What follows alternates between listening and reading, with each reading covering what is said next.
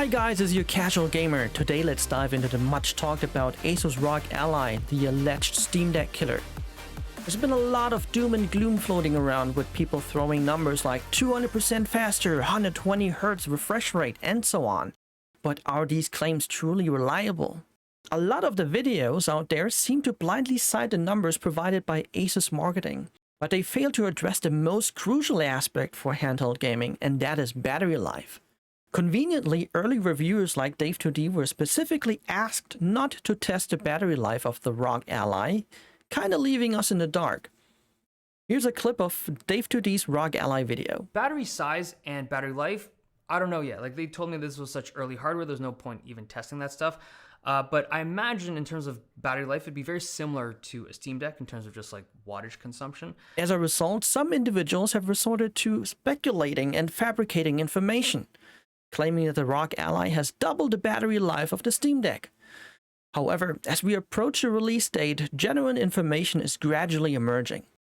We now know that ROG Ally has the same battery capacity as the Steam Deck, and that is 40 watts per hour. Let's watch a short clip from the Nerdnest. I'm not 100% sure, but has ASUS said how big the battery is in this thing? Rich is saying yes. What's the battery in this thing, Rich? 40 watt hours, so the same as the Steam Deck. And their marketing, I want to make sure I distinguish that, right? Like, their marketing has said that you can get the same battery life as the Steam Deck at 15 watts TDP, but you'll get 50% more power, basically 50% more. I don't know. That's again where we go to the marketing. According to ASUS marketing, the ROG Ally is said to be 50% faster at 15 TDP while maintaining comparable battery life. So for example, if you're running an AAA title on the Steam Deck and getting around 1.5 hours of playtime at a frame rate of 30 frames per second, you can expect similar playtime at around 45 frames per second on the ROG Ally. Admittedly, this might not exactly meet the high performance expectations some people had. It's worth noting that the touted 200% performance increase primarily revolves around the CPU. The Steam Deck's custom APU utilizes a Zen 2 processor, while the ROG Ally boasts Zen 4. However, in terms of the GPU, we only see a step up from DEC's RDNA 2 GPU to RDNA 3, which doesn't entail a significant performance improvement. At least not as significant as people were hoping for, considering the talk of frame rates reaching 100 to 120 frames per second in modern games to match a ROG's 120Hz screen.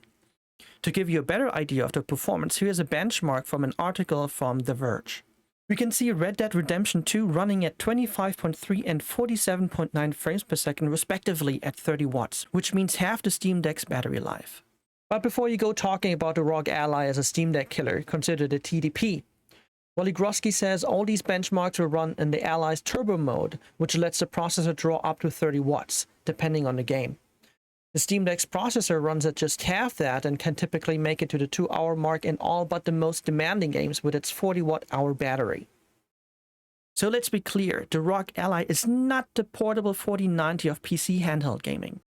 In reality, we're still a few years away from achieving that kind of performance on a PC handheld. We must consider the delicate balance between performance and battery life. The ROG Ally isn't the first device to outperform the Steam Deck. Devices like the Aya Neo 2, powered by the 6800U chipset, have achieved higher performance but at the expense of battery life. We're talking about nearly an hour less playtime at higher TDP. Up until now, the Steam Deck has been the performance king at lower TDP, and that's important because if we can only get 30 to 45 minutes of gaming out of a portable system, we might as well just stick to playing on a desktop PC or console. With that being said, the ROG Ally still has some exciting features to offer. Thanks to its variable refresh rate, 16:9 display panel, we can finally bid farewell to those annoying black bars. However, it is unfortunate that ASUS decided to leave out touchpads, as they would have greatly enhanced the overall user experience, especially when navigating through Windows. Speaking of user experience, I must admit that I'm not a big fan of using Windows on a PC handheld. Based on my own experience with the Aya Neo Next, while Windows offers greater game compatibility, I found the overall experience less than ideal. One can only hope that Microsoft follows through with the dedicated Windows PC handheld version, or someone finds a way to install SteamOS on the Ally. Now let's talk about whether the ROG Ally is truly a Steam Deck killer. Valve managed to make quite an impact by selling a staggering 1 million units in their first year, effectively putting PC handheld on the map. Before the Steam Deck came along, how many of us were even aware of devices like the Aya Neo or One X Player? It's worth noting that Valve has been selling their 64GB Steam Deck at a loss, which clearly indicates that their primary goal is to expand the Steam user base, and they've succeeded in doing so. Personally, I've purchased approximately 170 games in just 8 months. Keep in mind that Valve receives a 30% cut from each game sold. It's undeniable that the ROG Ally outperforms the Steam Deck in various aspects. We all know how short hardware life cycles are in the PC market, and new advancements are constantly around the corner. To put things into perspective, the 5800U devices like the Aya Neo Next were initially impressive, but were soon outperformed by the Steam Deck within just a couple of months of their release. Similarly, most of the 6800U devices hit the market earlier this year but are now set to be outperformed by the Z1 and Z1 Extreme APUs. I intend to delve deeper into this topic in a separate video, exploring the viability of PC handheld gaming, considering the state of PC game releases, and the short product life cycles that dominate the market. If you enjoyed today's video, please like and subscribe. Thanks for watching, and until next time, see ya!